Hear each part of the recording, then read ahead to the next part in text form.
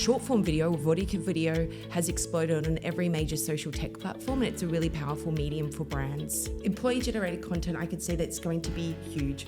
We're just at the tip of the iceberg. What does influencer marketing mean? So what's really interesting now with employee generated content is what companies have realized is that they've got influencers within the company.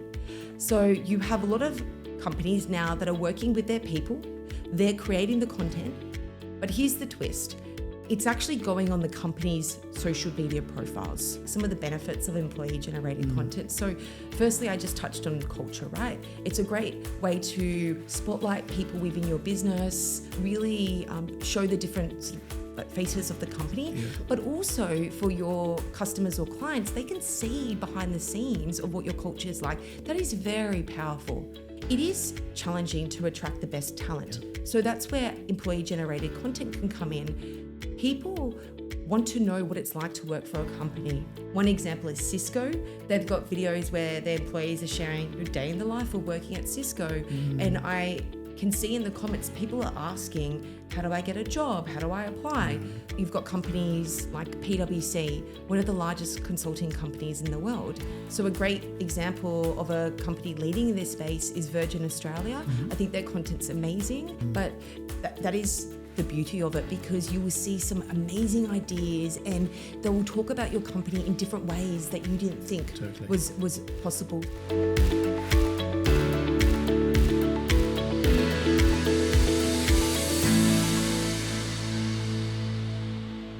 Hello, Mel. Hello. Thank you for joining us. Yeah, really good to be here. Melissa Laurie, who's here to have a conversation about employer branding and the world of EGC, employee generated content, which I knew nothing about up until recently, and I'm looking forward to diving deeper into that area. So before we start, if I can just do a kind of a quick 1-minute intro in terms of Mel's background. Mel is CEO and founder of Oysterly Media, headquartered in Singapore, which is a social media marketing business. From Sydney, Mel has a background in social media marketing, most recently working with TripAdvisor, based in Sydney, moved to Singapore a few years back and is a startup founder and built Oysterly Media, which is now one of the fastest growing, what we call UGC, so user-generated content agencies in the region, specializing in UGC, influencer marketing, and employee-generated content.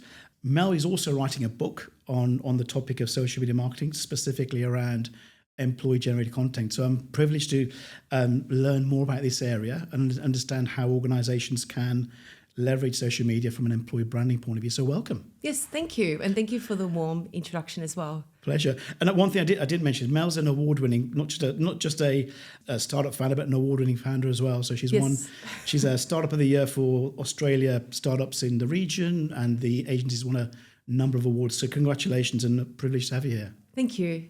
Give us a bit of background in terms of your kind of journey from Australia to Singapore. Yes. So my husband, Alex, and I always had the dream of moving abroad and having that experience. So we paved the way to move over to Singapore. We've been here for just over 3 years. We also brought our dog Hank over as well. And it's been a great journey so far. And also building the business in this region and the connections that I've made has been phenomenal. Wow. And what was that like, kind of transitioning from Australia to Singapore, not just in terms of personally, but to start a business without a network as well in that respect, yeah? Yeah, look, it was a little bit challenging at the start, and I think you really have to believe in yourself and be clear on what your mission is. So if I'm completely honest, there's sort of the highs and lows of starting a business, but it's really important that you do have a network. And I think it's really important, as a founder, or if you are starting a business or going on that journey, is to sometimes step away from the laptop and get out and meet people. And so Singapore has been really important for that, because there's a lot of events on all the time. So you really have to put yourself out there. Even when you're tired, on those days that you're tired and you just want to stay home, you never know who you're going to meet. So it's really important to build that network wherever you are, whether it's in Singapore or anywhere else in the world. And was this idea of having a startup or building a business something that was part of your plan when moving here? Was it organically evolved? Yeah, good question. I've always had that buzz. So I've always had different business ideas, and it was part of my plan to actually start the company when we moved to Singapore. And I have a love for social media. So when I was in Australia, I was creating a lot of videos, YouTube videos, then TikTok videos. I was terrible, but I just stuck at it and taught myself different techniques. And I could see the future of what was happening with marketing. And now short form video, Vodika video, has exploded on every major social tech platform. And it's a really powerful medium for brands. So you kind of turned something that was a bit of a passion into a business opportunity in that respect, then, yeah? Yeah, exactly. And I mean, social media marketing, but particularly short form video, is where is right on trend right now. Yes. Talk to me a bit about your business then, in terms of Oysterly, in terms of a bit about what area you specialize in and what you do. Yeah, sure. So when I started the business, I wanted to be very clear that we didn't try and do everything, because there's a lot of media agencies out there that do search and performance and a whole plethora of different things, and we didn't want to do that. So I really wanted to focus on where I could see where the growth was and what our sort of specialty is. And so that's why we focus on short form video, and in particular that user generated content style. So what that means is that we work with larger companies, and often they have a struggle with creating all this content for social media. And so we help take away that pain, and we work with smaller creators to storyboard. We manage all the production, create the videos, and then it goes on the brand's social media channels. So that's really the focus there. And many people outside marketing and branding may not fully understand user-generated content. So just to clarify, you don't produce the videos, you go and source creatives, yes, around the world? Yes, that's correct, yes. So I think it's a really good point that you touch on, because the traditional form of user-generated content, or UGC, is when a user talks about a product or service on their social media channels, for example, and they're not paid by the brand. It's just organic. They're just talking about it for love or hate, whatever that is. So what the big trend is, and what's really popular in marketing now is what we do and specialize in, is that we create user-generated content, but it's like owned content, right? Because the brand is engaging a creator and it's paid for, and it's going on the brand's social channels. So yes, back to your question, we do work with those smaller creators to create that content. And give me an example of the kind of creators. How do you find them? Where are they? Yeah, so I'm actually a creator myself, so I post a lot on TikTok and other channels like YouTube. So I understand what it's like to be a creator. So organically, creators have reached out to us to want to work with us and be connected to the large brands that we work with. We also just actively have a network of over 6,000 creators that we work with all around the globe, from like Japan to Australia to the US.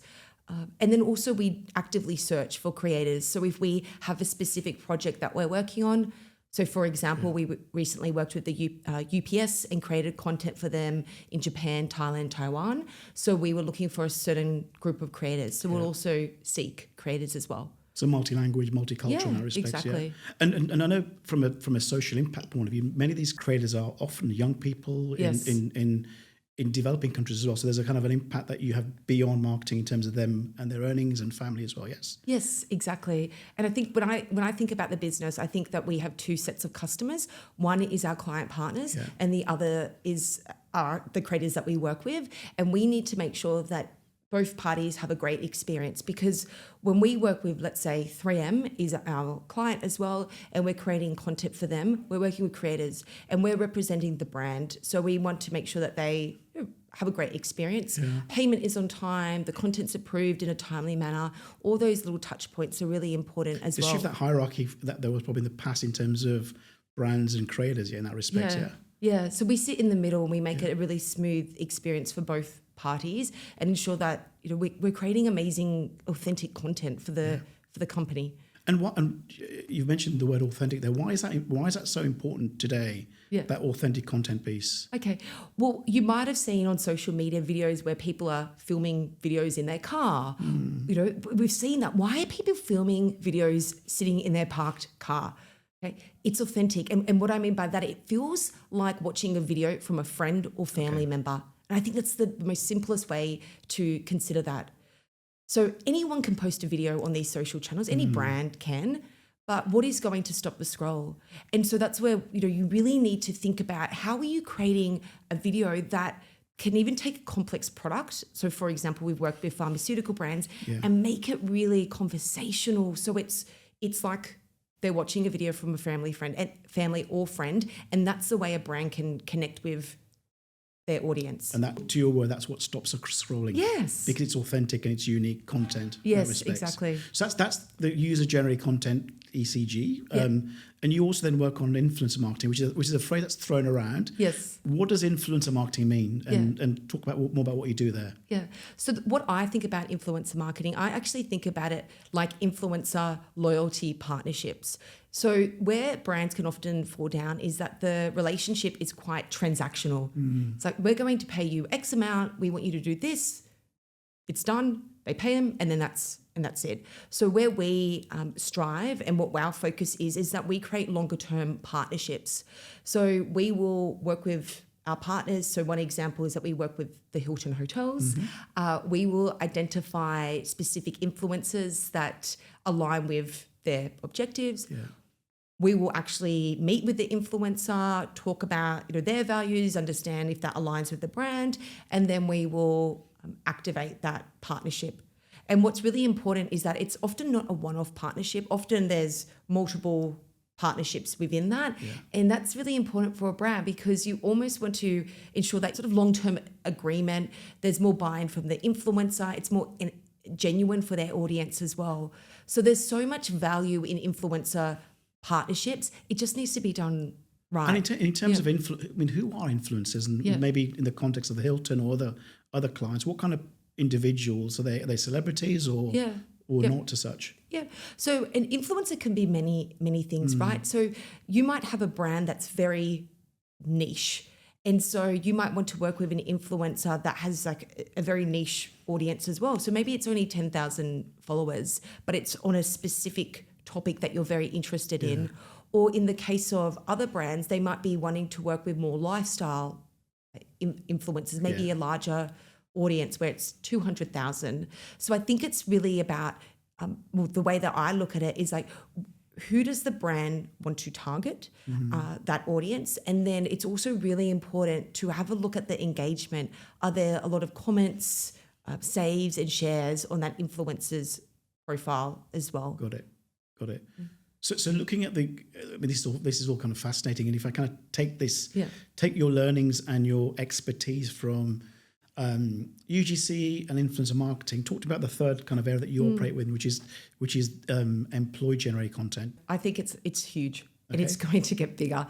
So employee generated content, again, the traditional term is that when an employee shares content about the business that they're working for. So it could be about their experience or a happening at the company. And you might see this a lot on like LinkedIn. Yeah. So let's say, I know you used to work at Microsoft. So maybe if you're sharing about something that's happened at Microsoft when you were working there. So that's the traditional form.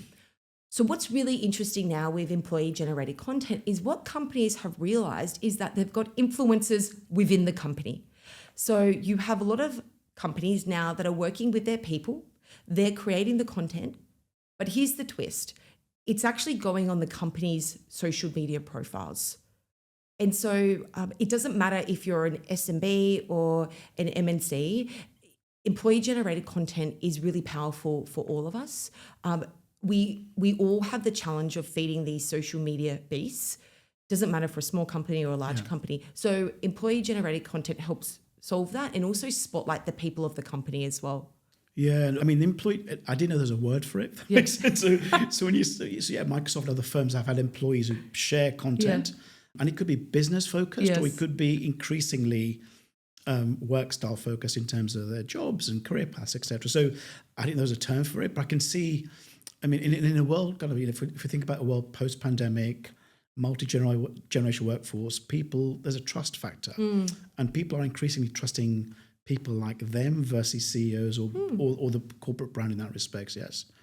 And who are some of the companies, you mentioned Microsoft, but who are some of the companies that you've seen, you say it's huge, and we'll talk more about that are leading in this way, in terms of leading the way as far as employee content's concerned? Yeah. You'll be surprised when you start looking on social media, you'll start to notice a lot of employee-generated content. Okay. It's across many different categories. So if you look at the airline industry, within that, how many times have we seen behind the scenes or the hostess showing how to make coffee at 30,000 feet? So a great example of a company leading in this space is Virgin Australia. I think their content's amazing and they're really spotlighting their people. On the flip side, you've got companies like PwC, one of the largest consulting companies in the world, and you might be thinking, well, why are they creating employee-generated content? But one of the values that employee-generated content gives is that it helps a company show their culture. Yeah. And so if you think about PwC and you think about their culture, what might come to mind is long hours. It's probably stressful if you work there. It's probably quite uptight.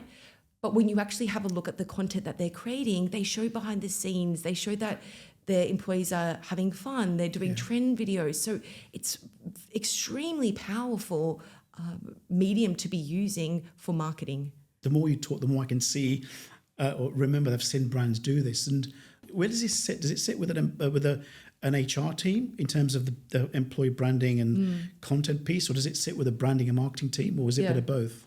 So it's a really good question. I think if I take a step back and share like some of the benefits of employee-generated content. So firstly, I just touched on culture, right? It's a great way to spotlight people within your business, really show the different sort of faces of the company, but also for your customers or clients, they can see behind the scenes of what your culture is like. That is very powerful. The next point is acquisition, right? It doesn't matter, again, if you're a small company or a large company, it is challenging to attract the best talent. Yeah. So that's where employee-generated content can come in. People want to know what it's like to work for a company, and it's becoming more and more competitive. You can't just rely on a LinkedIn ad. And then the other point is also just using employee-generated content as promoting your products or service. And a great company that does this is Sephora. They'll actually interview their people in store to ask what their favorite product is. Yeah. And it's a really great way to essentially sell and do a soft sell. So with that in mind, employee-generated content can sit with a lot of departments in a company. Yeah. I think where businesses need to think, what they need to think about is just who should own it. Yeah, so it could very much sit with the HR team, or it could sit with marketing because the content provides a lot of value for many, many different departments. Yeah, I mean, look, you've highlighted some of the kind of the key employer branding pieces and the benefits in terms of attracting talent, retain talent, culture.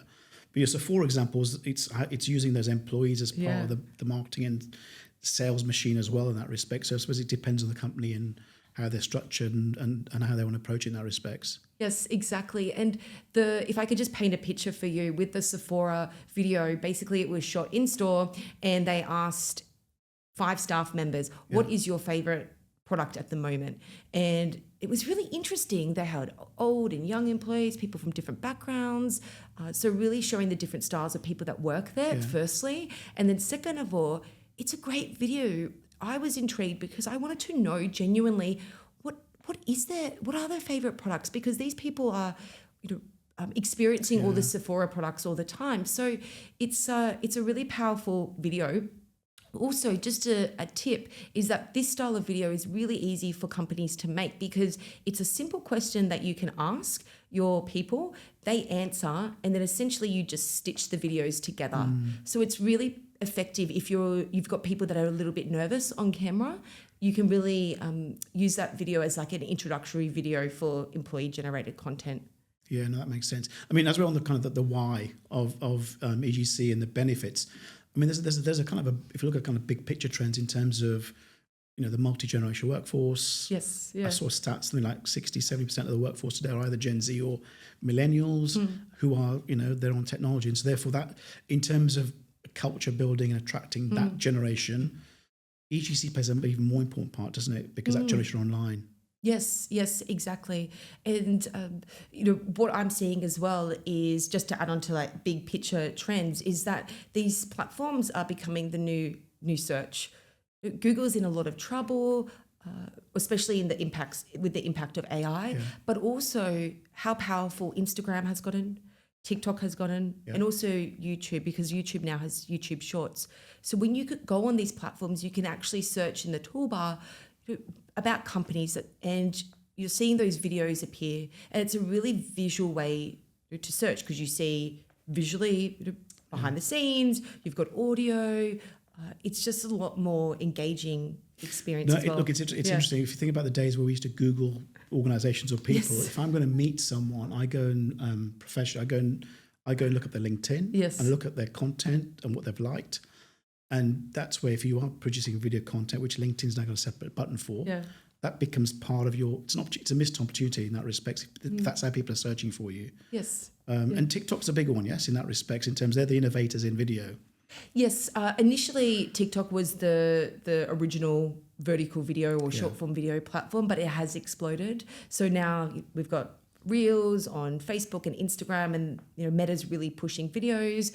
LinkedIn has just launched a TikTok style feed, which is going to be huge for recruitment as well. You've got vertical video on YouTube now with YouTube Shorts and many other platforms. So yes, TikTok was the pioneer, but it has exploded across all different platforms. So you can be creating really engaging short form video and then getting across your main social media channels as well, just for that big reach. Because what I've also learned is that some people love TikTok and spend a lot of time on TikTok. Others love Instagram. Others love Facebook. So you really want to be getting that content across all your channels. And it needs to be tweaked and native to the style of that platform as well, yes? To an extent, sometimes it's fine just to post the same video across the different platforms. Unless it's a specific, say, trend, maybe on TikTok, you might keep it on TikTok. But generally it's fine to post cross-platform. Got it. So we've talked about kind of, what it is, why, the benefits. If we were to kind of talk about the how, and so if I'm an HR or talent leader in an organization or even a branding team, how do we get started with employee generated content? What's the strategy? What are the kind of first steps? Okay. So the biggest mistake is that you can't think that it's just natural to be on camera, and that you think that everyone's going to drop their work and start creating this content for you. So the first thing that companies really need to realize is that you need to have an ideation session. Like, you need to work out what you want to create videos on. And so what we recommend is that you would come up with 3 content themes and develop that as a team, and then share that with the team members that have agreed to help create the employee-generated content. You've got some examples of what those 3 themes could be? Yeah, sure. So with our company, for example, we create employee-generated content. You can have a look at our TikTok profile, Oysterly Media. So one of our themes is education. So we will share insights or trends that are happening in social media, because we want to show that we're the pioneers and experts in this space. Another theme that we focus on is our work. So projects that we're working on, or campaigns, and sharing case studies as well. So they're just 2 different examples. So for a company might want to share like behind the scenes of what it's like to work at the company. So what the office space is like, what happens behind the scenes, if there's activities or celebrations. So that could be one really powerful theme that a company could get started straight away. Got it. So, and those content themes or content pillars, as you marketing people say, they're typically aligned to the company's brand and what they want to be known for, I would have thought. So correct. So it could be sustainability, for example, could be culture. It could be tech innovation if it's a technology company, for example. So that's a starting point in terms of choosing the 3 themes. Yes, exactly. And then what's the next step after that then? Yeah. And I think with the themes, you just don't want to give someone a blank piece of paper. Like, you just need to have a little bit of structure, and it can change over time as you see what content's working well. You might start to refine or choose a different theme as well. And then the next point is identifying talent as well. So what you can do in your company is you could do a call out and see who is interested in being part of the program. That's probably one of the most effective ways. So that can be done through your newsletter, or in my case, it was just talking to the team members as well. And then the next part is invest in your team. So offer training. So it's really important that they understand how to create these styles of videos. And here's the thing, if you don't do that and they start creating and you get the videos back and you're not happy with the videos, it doesn't align with the guidelines, it's very awkward when you do not post the videos or you do post and it's just a bad reflection on the brand. So you really need to focus on doing that work up front. And so one thing that we do at Oysterly Media, because we train companies on employee-generated content, is that you want to create like a script framework so that it's really easy for your team members just to use that to help them structure the video as well. Another thing that you want to look at is how they can edit the videos. So a great product to use, which is free, there's also a paid version, but CapCut for video editing as well. Okay. So you'd want to look at training for them. So that training piece it's a kind of a comprehensive piece there. It's the rules and guidelines. It's the technology piece. It's a tools piece, etc. And just to get into the micro, so the actual individuals would create that content with their own phone, would they? Yes, exactly. And it'd be short form. That's the kind of key theme? Yes. So it's a good point. So look, there can be videos that are 3 minutes long that perform really well. Yeah. There could be videos that are 30 seconds long. My belief is that it comes down to the value. Like if you're sharing value, whether it's education, emotional content, or entertainment, the 3 E's, you really want to make sure that you engage the viewer. So I really don't think too much about how long the video is, just that it's got a really powerful start to grab their attention and stop the scroll, and that you're sharing value in some sort of form. So that's so the kind of the formula is really grabbing attention. I think the first 3 seconds, they say, is kind of key. There's the three E's: engagement, emotional connection, and entertainment. Yes, all right. And then lastly, value. Yes, the value. Yeah, the value. And so essentially your team members would create the content and then you would just need a process with how they can submit. So they could submit to like a dashboard where you've got all the content as well. And this is really important. Another really crucial step is that you need to be able to organize the content. So for us, we use a product called Monday. It's a project management platform. I personally found that it's just really easy to use. Upload the videos there. Yeah, exactly. There's other platforms like Trello, Asana, etc. But I just found that this project management platform was really easy to use. And then what's really important for companies to know is that you need someone in the business just to do that final quality control and check. So the caption's written, the hashtag, and then it's checked, and then it is posted on the company profiles as well. Got it. So it's across those 3 pillars or themes that they've aligned on to begin with. Exactly. Yeah. So you might say to your team, these are the 3 content pillars.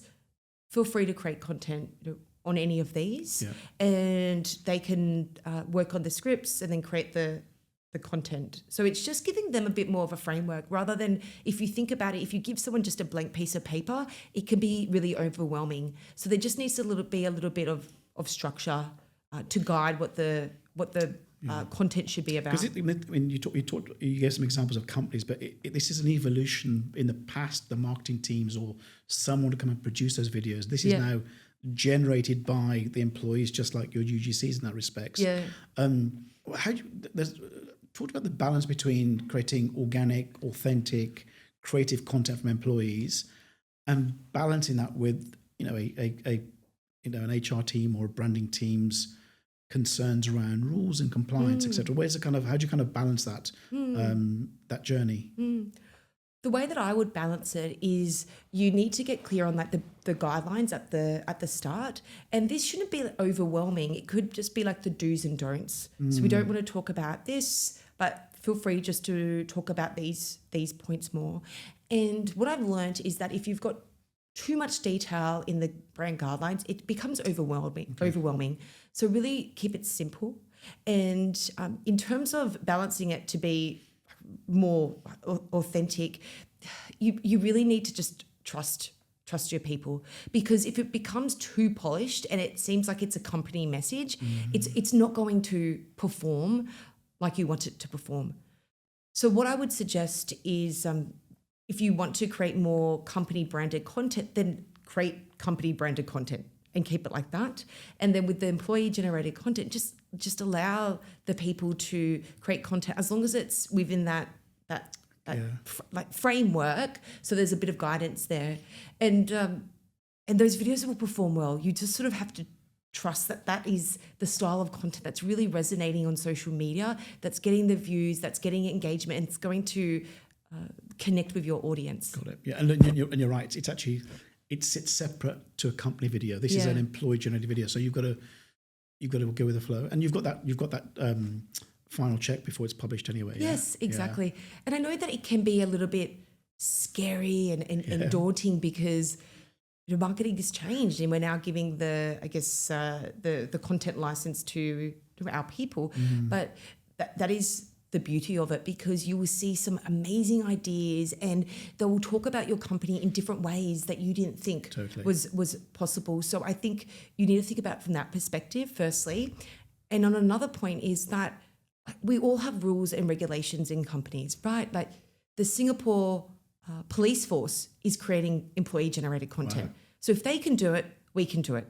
PwC, one of the largest consulting firms that works with some of the biggest companies in the world, is creating employee generated content as well. So I think if we just pause and just consider some other companies that are doing this, there's a lot of value in this, and I think you just have to be a little bit comfortable with the uncomfortable to start with. Got it. Yeah, and there's also a piece about consistency, Mel, isn't there? Yes. Because like all marketing and all social media marketing, give me a kind of a sense of the companies that are doing well in this employee content space. What's the frequency? How many videos do individuals create? I mean, just gonna give me kind of some vague notions there. Yeah, sure. So frequency is important. Yeah. So I would recommend at least 3 videos a week for employee generated content. From a company, I mean, yes. Yeah, at least 3. Yeah.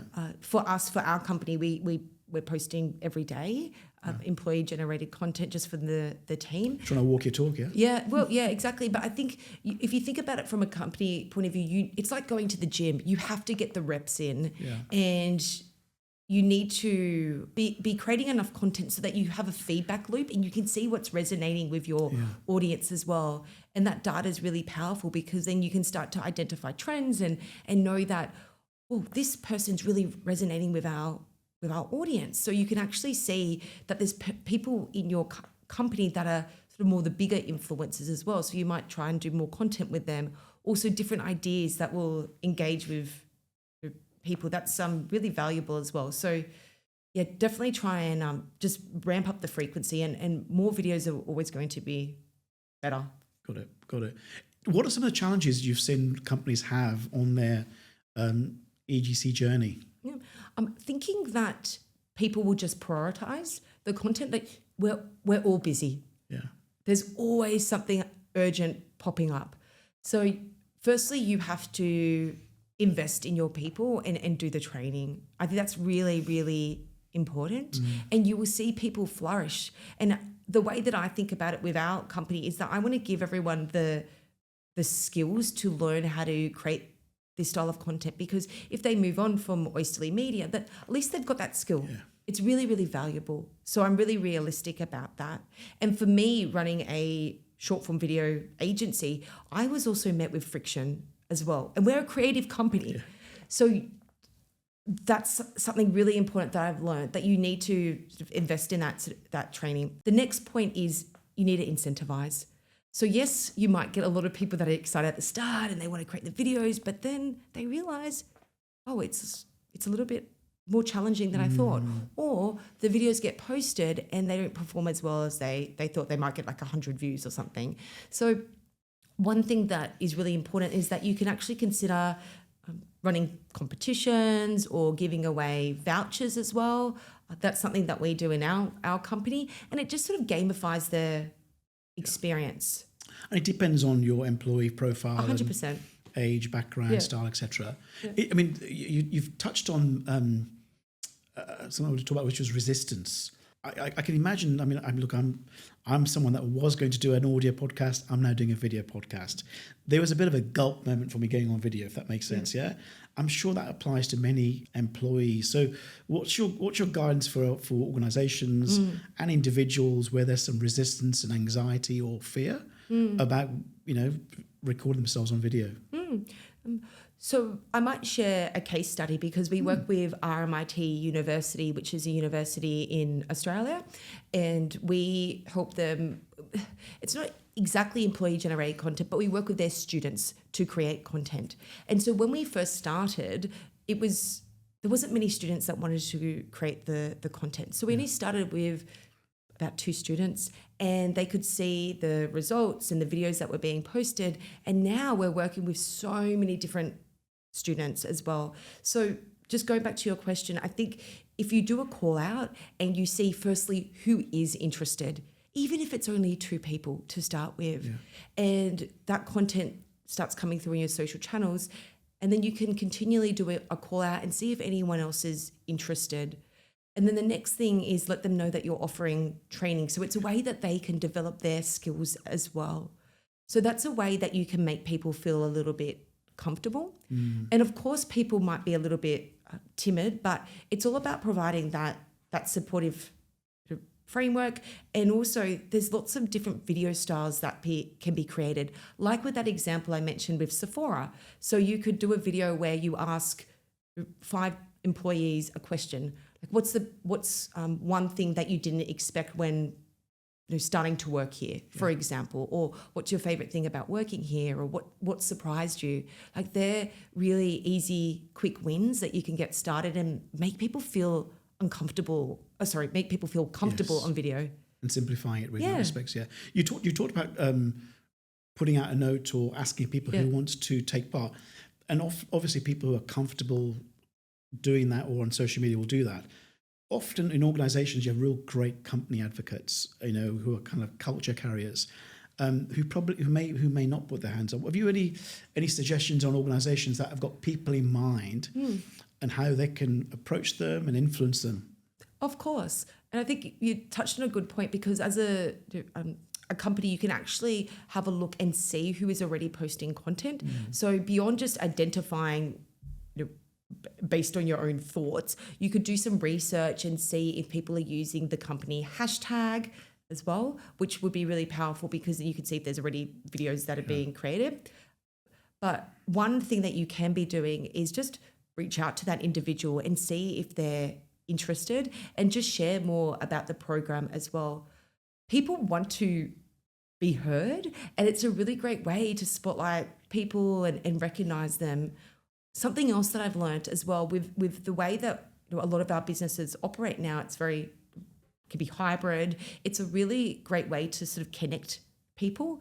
So with my company, we've got team members all around the world, and when we're creating our content each week, everyone sees what everyone else is creating. And I didn't realize this with starting this project, but it's really brought us together as a team.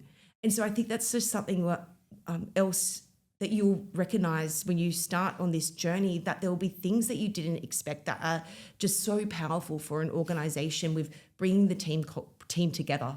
Yeah, I mean, effectively, you're building a community of creators internally, yes, who are advocates of the company in that respect. So I can see, I've looked at some of your company's videos, and they're spread across the globe, and they're kind of coming together, sharing ideas. So it's fantastic. Coming in from a business perspective, we talked at the top of the conversation around the benefits.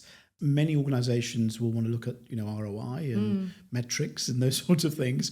Talk to me about how, so if an organization has gone down the route of ECG, how do they track progress, and what should they track and how often? Yeah, sure. So there's different ways that you can track. So one way is that you post the videos and it's just organic, whether it's on Instagram or Facebook, or you can also boost the videos as well. So this means that you put some money behind the videos. So different ways that you could track is the views on the videos. So sometimes a video will, what I call pop, and just get so many views. That's one way to track that it was really sort of effective for brand awareness. Another thing that you can be tracking is engagement. So when I've done a lot of research and looked at companies that are creating this style of content, one example is Cisco. They've got videos where their employees are sharing a day in the life of working at Cisco. And I can see in the comments, people are asking, how do I get a job? How do I apply? So tracking the comments as well is another powerful metric. Something else that you could be doing is if you've got specific videos talking about roles coming up or that you're hiring for this region, you could even do a ad campaign where you boost the video and you've got a button where it can link to a web page, your web page, where you've got the role advertised as well, and you can track that. So there's lots of different metrics that you can track. So it's views, engagement, and it depends on your objectives, obviously. Of course. In that respect. Yeah. And the question around ROI comes up all the time. So what's your kind of, what's your guidance in terms of managing stakeholders and internal leaders around what's the ROI of this? Yeah, sure. The way that I think about it is the social sniff. People are going to have a look at your company profiles, whether it's on Instagram or LinkedIn. So you want to have the best representation, and you just don't want corporate posts all the time. You need to be showing your people. So back to the return on investment, I think it's just really important that you work out like what is your goal. You can work out how much you're investing in this program as well, because I can tell you now it's going to be a lot cheaper doing this style of content than paying a very expensive ad agency creating really polished content that takes 12 weeks to turn around, where you could be working with your people and investing in them to help with company culture, drive acquisition, and to really help sell your products or service. So there's a lot that you can look out for, like return on investment and how you can measure it. It really just depends on like the mechanism that the company wants to use to track Correct, that. yeah. And you're right. Once you have got a community of creators, it's a cheap to free form of marketing in that respects, or brand building for your employee brand in that respects, Yes, exactly. And I mean, I did some quick research on before this conversation, and one of the companies that came up on the list of the top EGC companies was ServiceNow, and I just went to their YouTube page, and it looks so much more human. And interestingly, there was a kind of a conversation, back to your point about product, there was a conversation between two customer service employees on how they're using AI bots. So they were telling their story based on their own jobs, as opposed from the CEO. So I can see, this kind of getting bigger and bigger in that respects. What's some of your kind of, looking at the companies you've quoted several companies and examples, what's some of your favorite campaigns or videos you've seen around EGC? Wow, there's quite a lot. So one video I saw was with the airline Virgin Australia, and it was how do we make coffee 30,000 feet above the ground? And it was really short. It was really interesting, and I think it got over 1 million views. Wow. So that was a really interesting video. People are curious, but they want to know, like, how does that stuff sort of work? So beyond that, I know I've touched on PwC, but I think it's a really great example because you think of it sort of very like a corporate culture. They've done a lot of trend videos. So if you go to PwC Switzerland on their TikTok profile, there's a trend video they did where it's about how you get pressured to use your standing desk at work. Okay. And once your colleague starts to use a standing desk, then you feel pressured to do that. It's actually quite funny. It got over 3 million views. Wow. Huge. So when we talk about return on investment, imagine paying for that, like media on any of those social channels as well. So it's a really great way when you tap into trends. Another example of great content is a company called Zapier. They're a tech company, and this sort of goes back to what I mentioned about longer form videos. They create videos where they talk about their service. So they actually create tutorial videos that will go for a few minutes, and they're talking about how to insert this product on a website, etc. And those videos do extremely well. And they're really clever with their employee-generated content because if you think about this, they're actually educating their community and essentially really helping to reduce the sort of cost on customer service because they're actually answering questions through the power of video. So they're just a few different examples, very different companies and very different styles of videos that I've seen and love. Just thinking about the topics you mentioned there: coffee, Yes. standing desks. I think one of the phrases I hear more often is that you need to be searchable. Yes. So the way people are searching has shifted from a Google search engine to social media platforms. So people might go to TikTok or to YouTube to talk about coffee making. And invariably, people that aren't even looking for that airline might find that video. Or people that might be exploring buying a standing desk might find the PwC video. So there's a kind of a piece there about using that content to attract people that maybe would never even come to your brand, if that makes sense, or the brand page. I think it's a really good point. And I think the way that I think about marketing now is that companies need to think about themselves like producers. You need to be producing content, video content that people want to watch. Sounds simple, but it can be hard to do. Because often with these shorter videos, we want to have a lot of different messaging and it needs to have this and that. So it's really about taking a step back and thinking about those 3 E's that I mentioned. Are you creating content that's educational? Is it designed to be emotive and be an emotional video? Or maybe you want to educate, or entertain. So it's really about thinking about like what the purpose of the video is. Yeah. But that's something that's I've noticed with a lot of companies now, that they're really thinking about themselves more as producers. And really, that piece about producing content is the work that happens before you hire. So, for example, when you approach a potential employee, you headhunt them on LinkedIn or someone talks to them, they're kind of pre-qualified to some extent because they know about your brand based on the videos they've seen. Yes, exactly. And given these are short-form videos cross-platform, it means you're allowed to kind of build your brand over time in that respect, yes? Yes, exactly. And even for me, like I'm interviewing for a few different roles now, and every candidate has made reference to our social media. Every single candidate. And I think that that just really shows how powerful these platforms are. So it's there. It's available for us to use, and our people are the greatest influencers. You just need to create the right foundation and also a system for creating the videos so that you can be quick to hop on trends and be in the moment as well, which is what some of the most forward-thinking companies are doing now. So it's really, really powerful. Fantastic. No, look, you kind of opened my eyes to, I knew about EGC, but how important it is. And I can see it getting bigger and bigger because it's about, as you say, building that community of creators who are advocates of your company. You train them, you give them some flexibility and some opportunity, and then it kind of grows from there and builds over time. But you've got to be consistent and you've got to put the investment time in that respects. Yes, exactly. Talk to me about your book and, and tell me a bit more about what you're doing in terms of what, I know you're in process, but tell me more about what you're learning and the theme you're taking. Yes, so employee-generated content, I can see that's going to be huge. We're just at the tip of the iceberg. And I can see that companies are now starting to look at how they can work with their people for a lot of the reasons that we've spoken about today. And so the book is all about what is employee-generated content, the benefits, and I'll be interviewing some of the leading companies around the world with what is their secret with creating this style of content as well. And then essentially, what is the framework to getting started, which it's going to be a very practical book that a company can take, whether you're in marketing or HR, a small business owner or working for a larger company, and really take that insight to implement in your own organization. So it's something I'm really passionate about.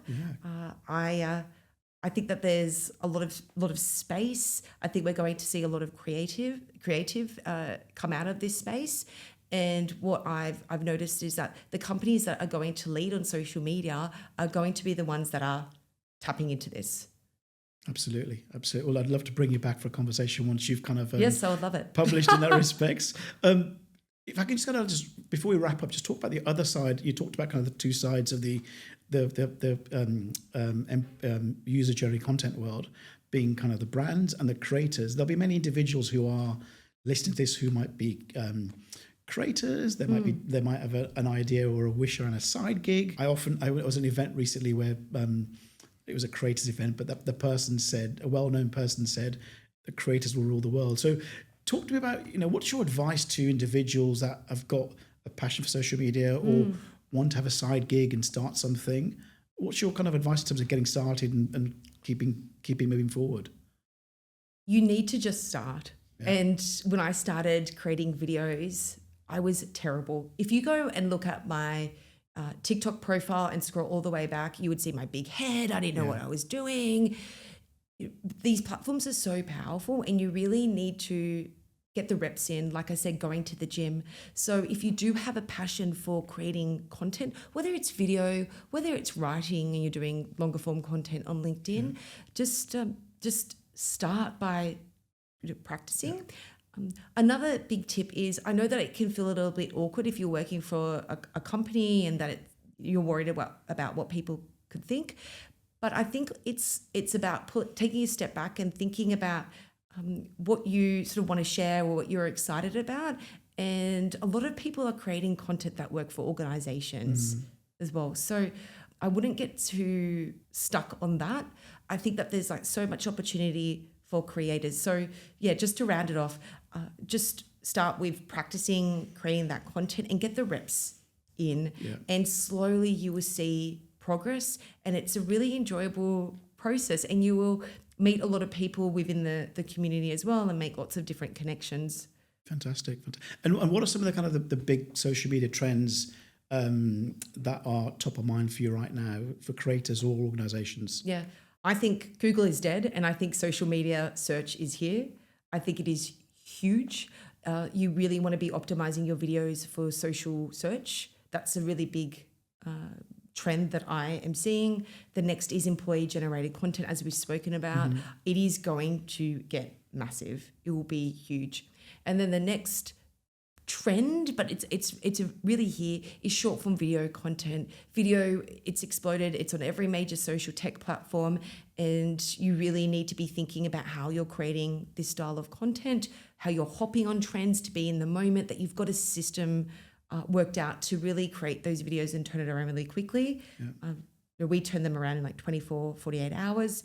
And then also another big trend is just LinkedIn and the LinkedIn video feed now. I think that will be huge as they test that and put a lot of focus on that medium on LinkedIn. So I think if you're a company, you're using LinkedIn, I think it's a really big opportunity to be creating videos for that platform as well. Got it. No, really useful insights. And the one question I've got to ask is, how do you think AI will impact or is impacting social media, UCG, ECG? Yeah, I think, look, there's a lot of benefits with AI. The way that you could be using AI and the impacts with social media is just thought starter ideas. So I'll give you a big tip. If you are looking to come up with different ideas, you might ask ChatGPT, what are the 10 most common questions about blank? So it could be, what are the 10 most common questions about getting a job in accounting, for example, and then you could use that as thought starters to create video content. So that's where I see, a lot of opportunity with AI. AI has always sort of been there in the background, but for idea generation, I think it's really valuable because you can use it to discover what people are searching for, what are sort of their challenges, and actually create videos that respond to that. So that's a really big one. On the flip side, there's a lot of AI, like with beauty filters and all that sort of stuff. I'm completely against that. We've got a no beauty filter policy. We want to work with creators and really connect brands with real people. That's just something with our values as well. So something that I'm really aware of, because although we work heavily in social media, I feel like we've got a big responsibility with the type of content that we're putting out there for brands as well, especially with the younger generation coming through. We really want to make sure that we're not putting out fake content. Got it. No, thank you. So it's really about using AI as an accelerated research tool, really, to ensure your content's more targeted and more relevant. But then also having the right level of ethics there. Exactly. Hugely powerful for research.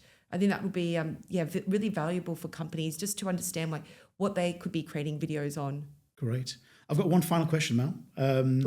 What's the one question that you wish I'd asked that I've not asked? Oh gosh. Okay. I think what platform will have Like, what's the most valuable platform for this year for social media? Yeah. I think that's a really... The big question. Yeah, I think it's a really big question. So what's your answer? Okay. They're all powerful. No, I think LinkedIn will continue to grow and grow. I think it's a huge opportunity for companies to really leverage your LinkedIn company profile and to make sure that you're constantly updating that as well, because it can become a little bit sterile as well. So you want to make sure that you're updating the copy there, but then also having that longer form content and tapping into video, because that will be huge. Yeah. And then beyond that, if you have a system with how you're creating content, so you're creating all your short form video content and you have it saved in a dashboard like Monday, you could be getting that content all across your main social channels as well. So it's really about just having that system to make sure you're getting that big reach and getting eyes on your brand.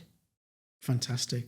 Thank you for the education on employee-generated content and thinking beyond social media. I think there's a bigger play around employee branding and company branding. So thank you so much and wish you well with the writing. Thank you. And look forward to hearing more about the book once it's launched. Thank you. Thanks for having me. Thanks so much.